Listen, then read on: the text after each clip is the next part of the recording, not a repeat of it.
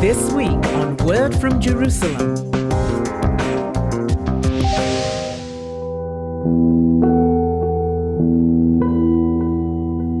Now the Lord had said to Abram, "Get out of your country, from your family and from your father's house, to a land that I will show you.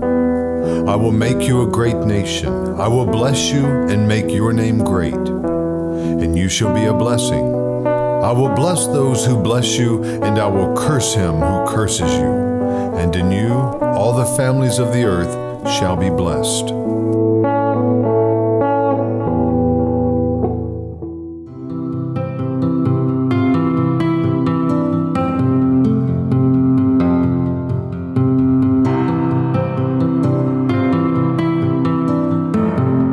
Now when God called Abraham 4,000 years ago and he told him, "In you all the families of the earth shall be blessed," it became in a way the DNA, the main characteristics of the calling of Abraham and the Jewish people.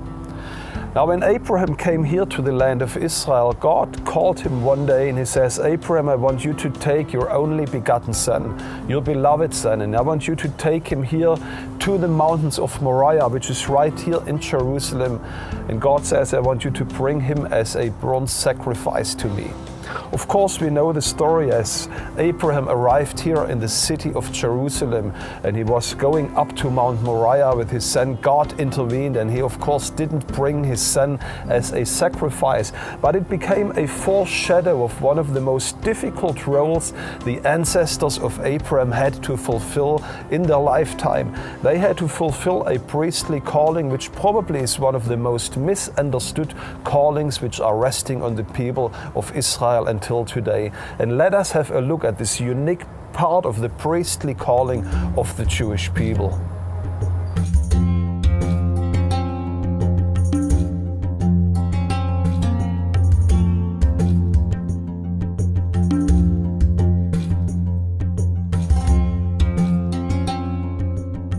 In you all the families of the earth shall be blessed.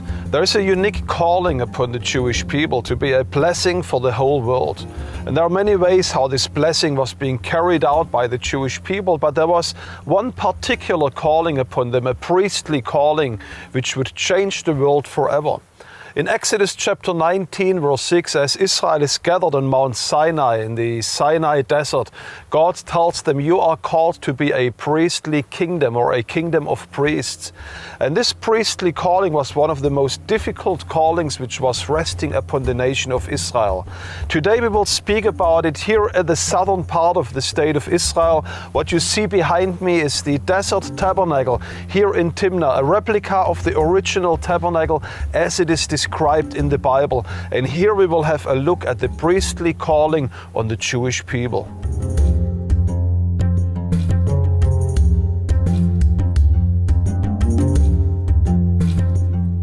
A priest is taken from among men and appointed for man for things pertaining to God, to bring sacrifices and gifts for sins. And it was this sacrificial system which was the most important task for the priest.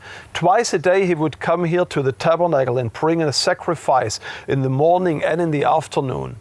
But then on Yom Kippur something very important would take place. 2 he-goats would be presented to the Lord here in this place every Yom Kippur. One would be sacrificed here on the brazen altar and the other he-goat would be sent into the desert. It is the Mishnah, one of the parts of the Talmud, the ancient writings of the Jewish people, which describes us what was happening around the days of Yom Kippur.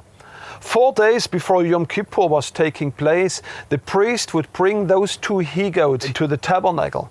And for 4 days, every morning and every evening, the priests would investigate those 2 he-goats. They would measure their horns, they would measure the legs, they would check the filth if everything would be perfect, because the word of God commanded to them they should bring and they need to bring and sacrifice a perfect animal before the Lord. Now it is quite interesting, if you listen to the story of Jesus in the 4 gospel accounts, you can find out that 4 days before Passover, Jesus would arrive in Jerusalem.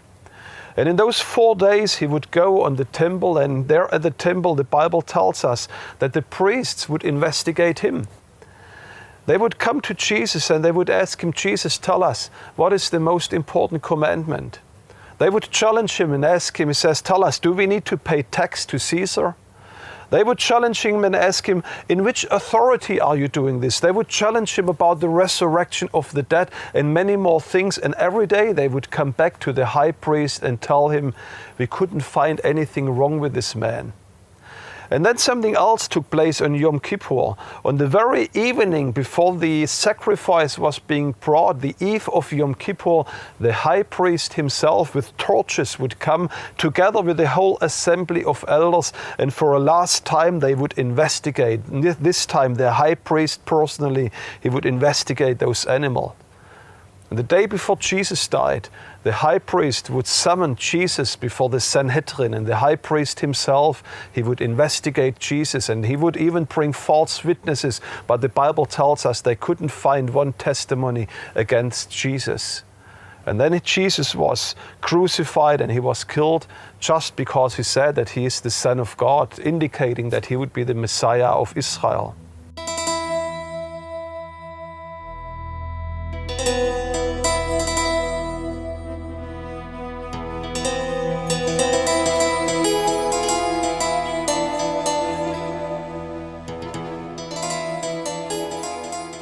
So it was this priestly calling which was resting upon the Jewish people, which was one of the most difficult but also one of the most misunderstood callings of Israel.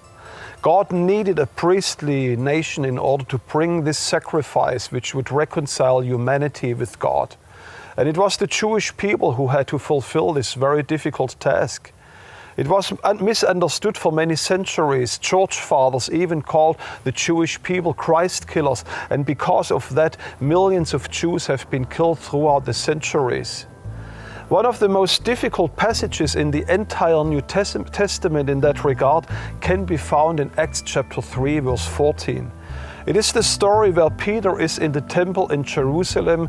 The audience which is listening to him is a purely Jewish audience. Only Jews were permitted to enter into the temple and listen what Paul had to say to the Jewish people. But you denied the Holy One and the Just, and asked for a murderer to be granted to you, and killed the Prince of Life, whom God raised from the dead, of which we are witnesses. You have killed the Holy One, the Prince of Life. What an incredible and difficult verdict what Peter is placing upon the Jewish people. And as I said, because of passages like that, millions of Jews have been persecuted by the church. The problem is that many of those church fathers, they didn't continue reading that passage. Let's listen what Peter has to say as he continues his sermon in the temple in Jerusalem. Yet now, brethren, I know that you did it in ignorance, as did also your rulers. But those things which God foretold by the mouth of all his prophets, that the Christ would suffer, he has thus fulfilled. There are 2 very important statements which Peter was making here. Number 1, he says, you did it in ignorance. Do you remember what Jesus said when he was dying at the cross? He said, Father, forgive them because they do not know what they are doing. But then secondly, Peter said in the temple something else. He said, by doing that, by killing Jesus, by hanging him at the cross, He says, you were fulfilling those things which were foretold by the prophets. And he says, through that, Christ or God has fulfilled those ancient prophecies. And it is an absolute truth that if the Jewish people would have accepted Jesus as their Messiah, if they would have welcomed him into their country as the King of the Jews, and if they wouldn't have killed him, the Christian church wouldn't exist today. There would be no way for people around the world to come into a direct relationship with their Father in heaven. The Jews needed to reject him and they needed to kill him in order to bring the world closer to God. And this is what Paul says in Romans 11, verse 11. He says, it's through their fall, through their rejection of Christ, salvation has come to the nations.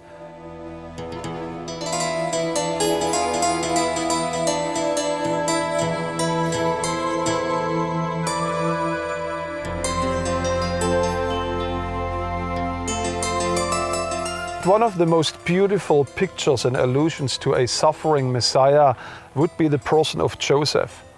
According to Jewish tradition, there are existing two schools of Messiah or two predictions of Messiah.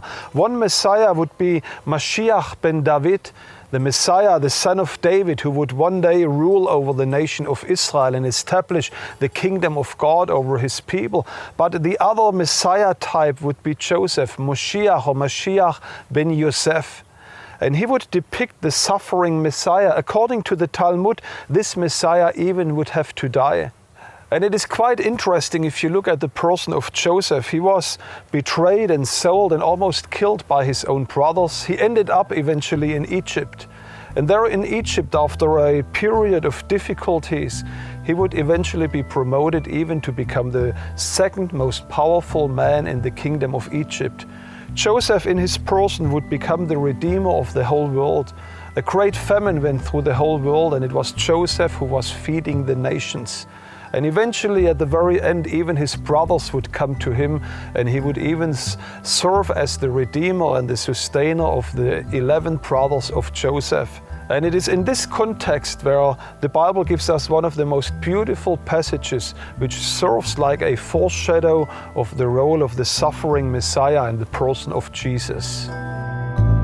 But as for you, you meant evil against me, but God meant it for good, in order to bring about, as it is this day, to save many people alive. And of course, if we speak about this priestly calling of Israel, we have to look to Abraham, the person which God gave this calling at the first hand. In you all the family should be blessed. And it was Abraham in Genesis chapter 22 which gave us a most beautiful foreshadow of this priestly calling of the Jewish people. Genesis chapter 22 writes about the binding of Isaac, how Abraham was taking his only begotten son, his beloved son, the son of promise, and he took him up to Mount Moriah. He would put the wood on his back, and he was willing to sacrifice him in obedience to God. But then, of course, we know that God interrupted him, and then he told him, behold, the Lord will foresee, or he will provide a lamb. And this lamb, of course, we understand was a prophetic pointer to the Messiah which would come as the Lamb of God, which would carry away the sins of this world. So in the person of Abraham, we already see this foreshadow of this priestly calling of the Jewish people. And today, at the closing of this teaching, it should fill our heart with thankfulness that we should always remember and think about this incredible and very difficult calling which was resting upon the Jewish people, that in their being cast away, not recognizing their Messiah, they became a blessing for the whole world. Paul calls this a mystery. He says it's very difficult for us to understand, for us as Gentiles, but even more for the Jewish people. And therefore we should pray for the Jewish people like never before. We should be thankful for them for being obedient to fulfill those incredible roles which they played throughout history, to give us the Word of God, to give us their Messiah, but also to be faithful to their calling as being a priestly nation. And therefore we need to bless Israel in return. This explains why Paul says in Romans 15, he says, we as Gentile, we have become debtors to the Jews. We owe our salvation in many ways to the Jewish people. They gave us their Bible, they gave us the scriptures, and they fulfill the most difficult role, the priestly calling upon them as a nation. That's why we are debtors to the Jews, and we should bless the Jewish people like never before. May the Lord bless you here out of the southern corner of the state of Israel in Timnah at the Desert Tabernacle. May the Lord bless you richly.